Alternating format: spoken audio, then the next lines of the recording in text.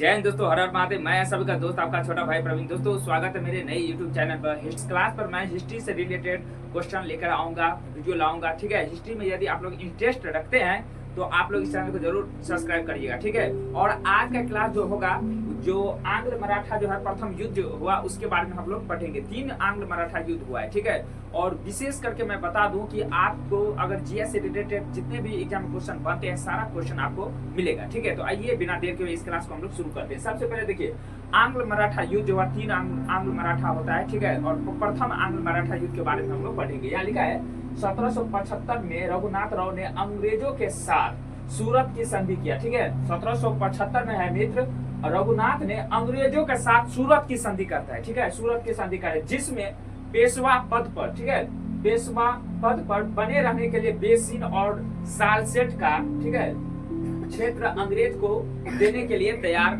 हुए। ठीक है, देने के लिए जो है तैयार होता है। ठीक है, फिर से देख लेते हैं। 1775 में रघुनाथ राव ने अंग्रेजों के साथ, ठीक है, सूरत की संधि करता है जिसमें पेशवा पद पर बने रहने के लिए बेसिन और सालसेट का क्षेत्र है अंग्रेज को देने के लिए तैयार होता है। ठीक है, 1775 में आरसा के युद्ध में, ठीक है, 1775 में आरसा, ठीक है, आरसा के युद्ध में अंग्रेजों ने मराठा को हरा देता है। ठीक है मित्र, 1779 में तेलगांव के युद्ध, ठीक है, युद्ध में मराठा ने अंग्रेजों को हराया। ठीक है, 1779 में तेलगांव के युद्ध में मराठा ने अंग्रेजों को हराता है। ठीक है, उसके बाद है इस युद्ध में बंगाल का गवर्नर जनरल वारेन हेस्टिंग था। ठीक है, फिर से देखते हैं, इस युद्ध के दौरान, ठीक है, बंगाल का गवर्नर वारेन हेस्टिंग था। ठीक है, उसके बाद देखिए 1782 के सलवाई की संधि। ठीक है, आपसे क्वेश्चन पूछा जाएगा कि सलवाई की संधि कितने ईस्वी में होता है, तो 1782 ईस्वी में होता है। ठीक है मित्र, देखिए, और सलवाई की संधि कहाँ होता है, तो मध्य प्रदेश में। ठीक है, प्रथम आंग्ल मराठा युद्ध समाप्त हुआ।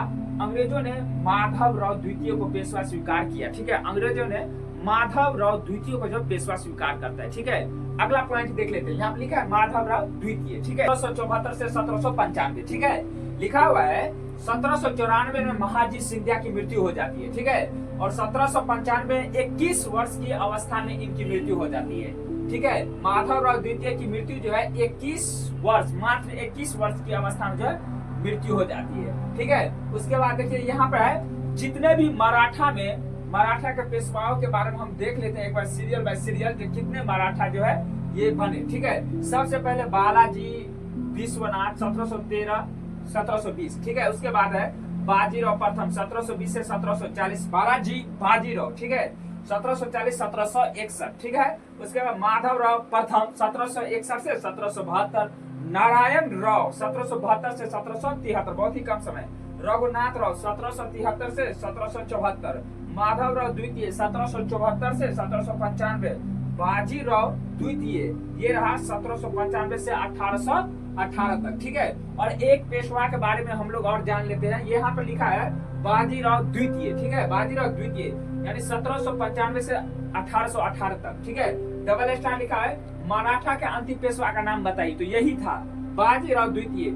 आपसे बहुत इंपॉर्टेंट क्वेश्चन यहाँ पे बनेगा कि मराठा का सबसे अंतिम पेशवा का नाम है बाजीराव द्वितीय। ये केमा पेशवा था, तो 13वां। ठीक है, 13वां नंबर पर ये पेशवा था बाजीराव द्वितीय। ठीक है, बहुत इंपॉर्टेंट क्वेश्चन था।